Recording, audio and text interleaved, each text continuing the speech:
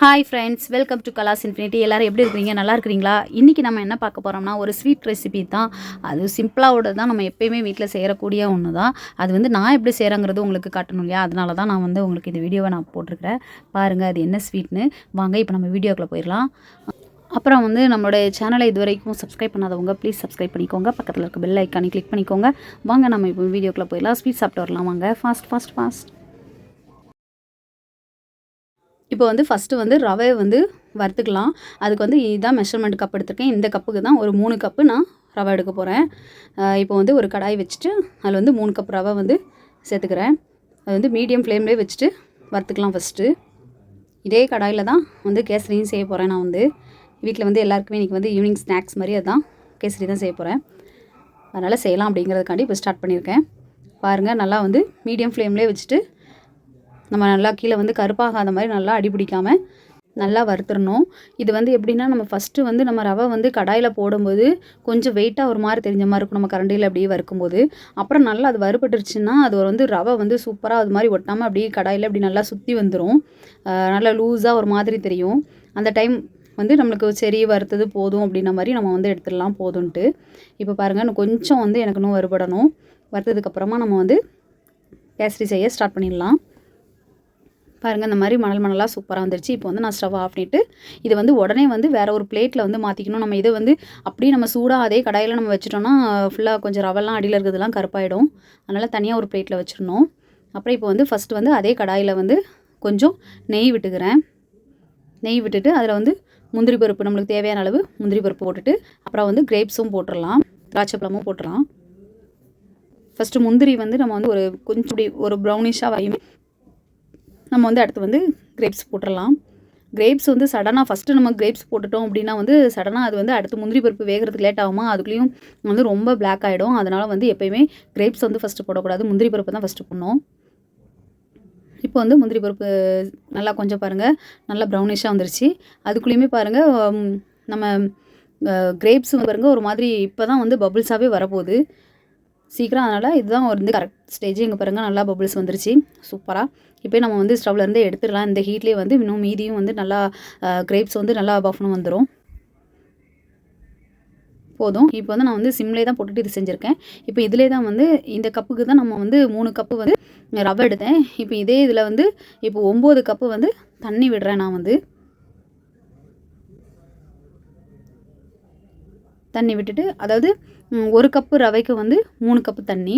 அது மாதிரி இது 3 கப்பு நான் ரவை போட்டிருக்கிறதுனால இது 9 கப் தண்ணி விடுறேன். கரெக்டு மெஷர்மெண்ட்டு இது. நெய் ஃபஸ்ட்டு கொஞ்சம் கம்மியாகவே விட்டுக்கலாம். அப்புறமா நம்ம லாஸ்ட்டில் எவ்வளோ வேணுமோ நம்ம தேவையான அளவு விட்டுக்கலாம் நெய். இப்போது 9 கப்பு விட்டுட்டேன். 9 கப்பு விட்டதுக்கு அப்புறமா இப்போ ஏலக்காய் பவுட்ரு சேர்த்துக்கிறேன் நான். ஏலக்காய் இது 3 கப்புக்குங்கிறதுனால கொஞ்சம் நிறையவே சேர்த்தா தான் அதோட வாசனை நல்லா வரும். அப்புறம் கேசரி பவுட்ரு ஆரஞ்சு கலர் சேர்த்துருக்குறேன். சேர்த்து நல்லா மிக்ஸ் பண்ணி விட்டுறலாம். இப்போ கொதிக்கட்டும், நல்லா கொதி வரட்டும். அது வரைக்கும் கொஞ்சம் மூடி போட்டுடலாம். இப்போ பாருங்கள் நல்லா கொதி வரப்போகுது. நல்லா கொதிச்சிருச்சு. இப்போ கொதிச்சதுக்கப்புறம் நம்ம என்ன பண்ணலாம்னா, வறுத்து வச்சுருக்கிற ரவையை இந்த மாதிரி பிளேட்டில் வச்சுட்டு இப்படி நல்லா தூக்கி கொஞ்சம் கொஞ்சமாக இப்படி போட்டுகிட்டே நல்லா தண்ணியில் இப்படி கிளறி விட்டுட்டே இருந்தால் கொஞ்சம் கூட கட்டியே ஆகாது. நம்ம மொத்தமாக ஒரே ட்ரிப்பாக அப்படியே உள்ளே கொட்டிடக்கூடாது. கொஞ்சம் கொஞ்சமாக இப்படி போட்டுக்கிட்டே இப்படி கலக்கி விட்டுகிட்டே இருக்கணும். இதுதான் கரெக்ட் மெத்தடு. பாருங்கள் சூப்பராக வந்துருச்சு. இப்போ ரவை நல்லா ஏதோ பால் ஊற்றுற மாதிரி நல்லா அழகாக விழுது ரவை சூப்பராக. பாருங்கள் நல்லா தண்ணியாக தான் இருக்குது. நல்லா வெந்து வந்துடும். கலரும் பாருங்கள் நல்லா ஆரஞ்சு கலர் போட்டால் நல்லா எல்லோ கலர் மாதிரி வந்துருக்குது. சூப்பராக இருக்குது. கை விடாமல் நம்ம பாட்டுக்கு அதை கிளறி விட்டுக்கிட்டே தான் இருக்கணும். ஏன்னா ரவை சீக்கிரம் வெந்து கெட்டிமாயிரும், கெட்டி பிடிச்சிரும் அப்புறமா அதனால் கை விடக்கூடாது. கை விடாமல் நல்லா கிளறி விட்டுக்கிட்டே இருக்கணும். இப்போ ஒரு சின்ன டிப்ஸுங்கிறதோட எனக்கு தெரிஞ்ச விஷயத்த ஒன்று சொல்கிறேன். நெய் திடீர்னு இல்லை அப்படிங்கும்போது நம்ம திடீர்னு செய்யணும் அப்படின்னா தேங்காய் நாள் கூட செய்யலாம். சூப்பராக இருக்குது. பக்கத்தில் எனக்கு ஒருத்தவங்க செஞ்சு கொடுத்தாங்க, செம்மையாக இருந்துச்சு. அது வேறு மாதிரி வாசனை சூப்பராக இருந்துச்சு. நீங்களும் அப்படி வேணால் ஒரு வாட்டி ட்ரை பண்ணி பார்த்துட்டு எப்படி இருந்துச்சுன்னு எனக்கு சொல்லுங்கள். கேசரி நல்லா கெட்டிமாகிட்டே வருது. இப்போது அதெல்லாம் கொதிக்குது, கையிலலாம் அப்படியே விழுது. அதனால் கொஞ்சம் கம்மி பண்ணிக்கிறேன். அதனால் கம்மி பண்ணிட்டு அதுக்கப்புறமா கிளறேன். பாருங்கள் சூப்பராக வந்துருச்சு. நம்ம இந்த ஸ்டேஜ் ரவை நல்லா வெந்துருச்சு அப்படின்னு தெரிஞ்சதுக்கப்புறம் தான் நம்ம சர்க்கரை போடணும். இப்போ வந்து சர்க்கரை வந்து நான் ஃபஸ்ட்டு வந்து ஒரு 3 கப்பு போட்டுக்கிறேன். இப்போ இந்த ஸ்டேஜில் வந்து நம்ம வந்து போட்டுடலாம், சர்க்கரை போட்டுடலாம். கரெக்ட் ஸ்டேஜ் இங்கே பாருங்கள், கட்டி எதுவுமே இல்லை பாருங்கள், கெட்டியே பிடிக்கல. அதனால் கெட்டியே இல்லாமல் இருக்கிறதுனால சூப்பராக வருது பாருங்கள், அழகாக வருது. நல்லா இப்போவே இந்த ஸ்டேஜ் சூப்பராக இருக்குது. இப்போ நம்ம இதில் வந்து இன்னும் சர்க்கரை போடும்போது இன்னும் நம்ம தண்ணி விடும்போது இன்னும் உஷாராக கரெக்டாக வந்து நம்ம கிளறிக்கிட்டே இருக்கணும். சர்க்கரை போட்டோன்னே அது கொஞ்சம் ஒரு மாதிரி தண்ணி விட்ட மாதிரி ஆகும்போது கொஞ்சம் கெட்டியாக தெரியும். அதை ஆக விடாமல் கிளறிக்கிட்டே இருக்கணும். 3 கப் சர்க்கரை போட்டுடுறேன். இப்போது போட்டு கிளறிடலாம். கிளறதுக்கே கஷ்டமாக இருந்துச்சு. ஒரு கையில் மொபைலை வச்சுருக்கிறேன், ஒரு கைட்டு தான் என்னால் செய்ய முடியுது. அதனால் வந்து எனக்கு கிளறதெல்லாம் எனக்கு வந்து காட்ட முடியல. பாருங்கள், இப்போவே பாருங்கள், கொஞ்சம் அப்படியே ஒரு மாதிரி கெட்டியாக தருதா. இதை நல்லா இன்னும் கிளறக்கெல்லாம் மிக்ஸ் பண்ணிக்கிட்டே இருக்கணும். அப்படியே நம்ம விடாமல் மிக்ஸ் பண்ணணும். அப்போ தான் வந்து அது வந்து இன்னும் கெட்டி பிடிக்காமல் இருக்கும். பாருங்கள், இப்போ சர்க்கரை போட்டோன்னா நல்லா மெல்ட் ஆகிடுச்சு பாருங்கள். அப்படியே நம்ம உடச்சி விட்டுட்டே அப்படியே கிளறிட்டு இருந்தோன்னா சூப்பராக வந்துடும். கெட்டியே பிடிக்காது, கொஞ்சம் கூட கெட்டியே இருக்காது, ஒரு சின்ன கெட்டி கூட இருக்காது.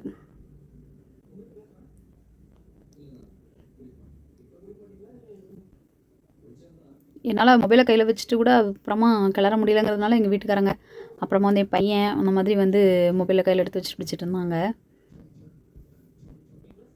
கை விடாமல் கிளறணும். அந்த கெட்டிமாக இப்போ இருக்கிறதெல்லாம் கூட நமக்கு வந்து நல்லா மெல்ட் ஆயிரும். சூப்பராக வந்துடும் பாரு. இப்போ கீழையும் வந்து நீக்கி விட்டுறக்கூடாது. அதனால் வந்து நம்ம மீடியம் ஃப்ளேம்லேயே வச்சுட்டு நம்மளுக்கு எவ்வளோ சூடை வச்சுட்டு நம்மளுக்கு கிளற முடியுதோ அவ்வளோ சூடை மட்டும் வச்சுட்டு கிளறிக்கிட்டே இருக்கணும். தண்ணியாக வந்துருச்சு.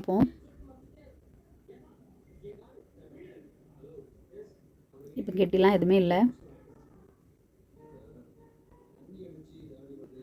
சூப்பராக வந்துருச்சு.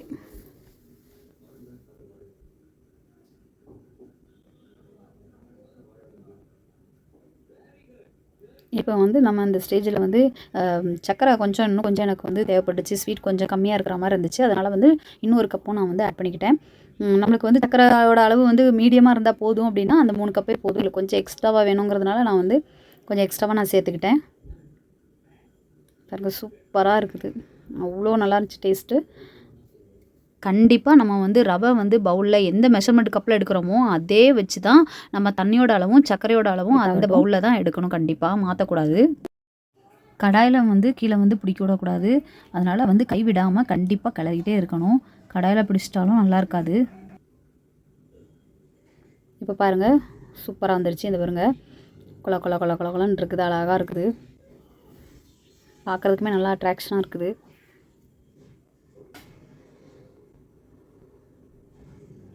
கடாயில் கூட பாருங்கள், அந்தளவுக்கு ஒட்டவே இல்லை. நம்ம நெய்யே கம்மியாக தான் போட்டோம். ஃபஸ்ட்டு போட்டது தான், அதுக்கடுத்து நான் இன்னும் விடவே இல்லை. ஆனால் இருந்தாலும் பாருங்கள், சூப்பராக இருக்குது. நான் சொன்ன மெஷர்மெண்ட்டில் பண்ணுங்கள், சூப்பராக பக்காவாக வரும். நான் சொன்ன மாதிரி செய்யுங்க. ரவை போடுறதுல மிஸ்டேக் இப்போ வந்து நம்ம வந்து வீட்டில் வந்து நான் அந்த நெய் செஞ்சு பால்லேருந்து ஏடு எடுத்து வச்சுட்டு வந்து அதில் வந்து நெய் வீட்டில் செஞ்சது வந்து யூடியூப்பில் கூட அப்லோட் பண்ணியிருக்கேன். அந்த நெய் இருந்ததுனால வீட்டில் செஞ்ச நெய்யே தான் நான் விட்டுக்கிறேன். நம்மளுக்கு தேவையான அளவு பாலாடையிலேருந்து எப்படி நெய் எடுக்கிறதுங்கிறத நம்ம யூடியூப் சேனலில் போட்டிருக்க வீடியோ லிங்க் வந்து உங்களுக்கு நான் டிஸ்கிரிப்ஷன் பாக்ஸில் கொடுக்குறேன், செக் பண்ணிக்கோங்க. அது கூட வேணாலும் ஈஸியான மெத்தடில் தான், அது வந்து ரொம்ப ஈஸியாக தான் நான் சொல்லியிருக்கேன். ரொம்ப நேரம் எதுவுமே இல்லை, அந்த மாதிரி கூட சொல்லியிருக்கிறேன். ரொம்ப ஈஸியாக எடுக்கலாம், ட்ரை பண்ணி பாருங்கள். அந்த லிங்க்கும் கூட நான் உங்களுக்கு கொடுக்குறேன். பாருங்கள், நெய் போட்டதுக்கப்புறமா சூப்பராக நல்லா வாசனை கமன்னு சூப்பராக இருந்துச்சு. இது இப்படி வந்துருச்சு பாருங்கள், சூப்பராக. நெய்யெல்லாம் பாருங்கள் சைடில் வந்து அந்த மாதிரி தகன்னு வருது பாருங்கள். இப்போ நல்லா மிக்ஸ் ஆகிடுச்சு. ரவையில் வந்து கேசரியில் மிக்ஸ் ஆகிட்டு அதுக்கப்புறம் மீதி இருக்க நெய்யெல்லாம் வந்து அப்படி ஒரு மாதிரி மெல்ட் ஆகி சைடில் வருது. நான் சொன்ன மாதிரி இந்த மெஷர்மெண்ட்லேயே பண்ணுங்கள், சூப்பராக பக்காவாக வரும், நான் கேரண்டி. நீங்கள் வந்து இது செஞ்சு பார்த்துட்டு எப்படி இருக்குன்னு எனக்கு சொல்லுங்கள். நான் வந்து இந்த கப்பு வச்சுட்ட மாதிரி நீங்கள் டம்ளர் அந்த மாதிரி எதனாலும் வச்சுக்கலாம். ஈஸியாக நம்மளோட கேசரி ரெடி ஆகிடுச்சு. நீங்களும் வீட்டில் வந்து ட்ரை பண்ணி பாருங்கள். இப்படி இந்த மாதிரி இது வந்து சிம்பிளாக தான், நம்ம எப்போயுமே வீட்டில் ரெகுலராக செய்கிற மாதிரியான மெத்தடு தான் இது. வந்து யாருக்கும் கட்டி பிடிக்கிறோம் அப்படிங்கிற பயம் வேண்டாம். இந்த மாதிரி நான் சொன்ன மாதிரி செஞ்சிங்கன்னா கெட்டியுமே பிடிக்காது, சூப்பராக வரும். பாருங்கள், செம. இன்னும் முந்திரி பருப்பு திராட்சைலாம் போடனாலும் கூட போட்டிருந்துருக்கலாம். எனக்கு இது போதும்னு தோணுச்சு, அதனால் நான் வந்து விட்டுட்டேன். பாருங்கள், சூப்பராக வந்திருக்கு. கெட்டி பிடிக்காமல் வரணும்னா கண்டிப்பாக ரவை போடுறதுல மிஸ்டேக் பண்ணிடாதீங்க. நான் சொன்ன மாதிரி செய்யுங்க, மிஸ்ஸே ஆகாது கண்டிப்பாக. பாருங்கள், பவுலில் எடுத்து வச்சுருக்கிறேன், சூப்பராக இருக்குது.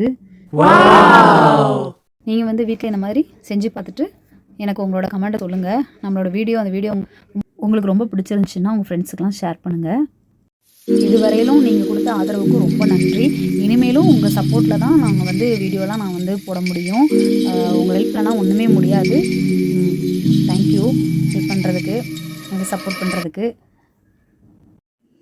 பாருங்கள், கட் பண்ணி அதை எடுக்கும்போதே ஸ்பூனில் எடுக்கும்போதே பாருங்கள் சூப்பராக வருது பாருங்கள். அப்படியே அப்படியே வழுகுது, அந்த மாதிரி இருக்குது. சூப்பராக செம்மையாக இருந்துச்சு. நீங்களும் கண்டிப்பாக வீட்டில் ட்ரை பண்ணி பாருங்கள். ட்ரை பண்ணி பார்த்துட்டு எப்படி இருந்துச்சுன்னு எனக்கு சொல்லுங்கள். இன்னும் வேறு எப்படினாலும் செய்யலாம் அப்படிங்கிற எதுவும் மிஸ்டேக் இருந்தால் கூட சொல்லுங்கள். ப்ளீஸ் சப்போர்ட் பண்ணுங்கள். நம்மளோட சேனலை இது வரைக்கும் சப்ஸ்கிரைப் பண்ணாதவங்க ப்ளீஸ் சப்ஸ்கிரைப் பண்ணிக்கோங்க. பக்கத்தில் இருக்க பெல் ஐக்கானையும் கிளிக் பண்ணிக்கோங்க. தேங்க்யூ ஃபார் வாட்சிங். பாய்.